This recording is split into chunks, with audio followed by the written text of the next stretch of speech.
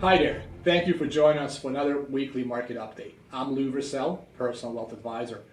After a strong first quarter, the markets have experienced some volatility and pullback over the past couple of weeks.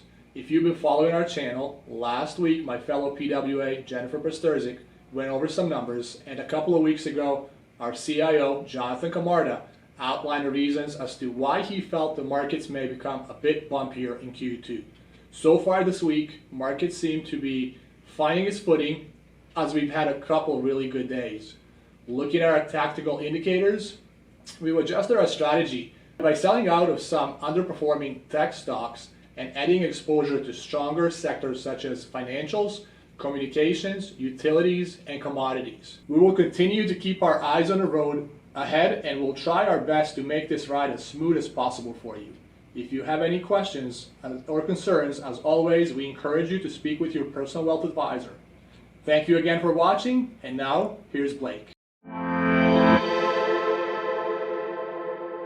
Hey everyone, and welcome back. Today we're tackling some tough topics that many of us may face at some point in our lives. Whether you're currently navigating these challenges or simply want to be prepared, we're here to offer guidance and support. We hope that you don't need these anytime soon, but we're sharing 2 DIY checklists that can help you review important issues.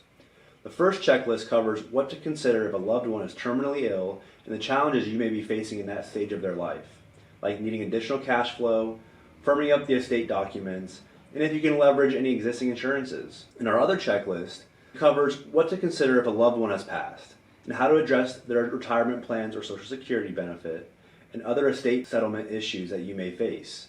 Facing the loss of a spouse or coping with a terminal illness may seem insurmountable at times. But remember, you have the power to navigate these challenges with grace and courage.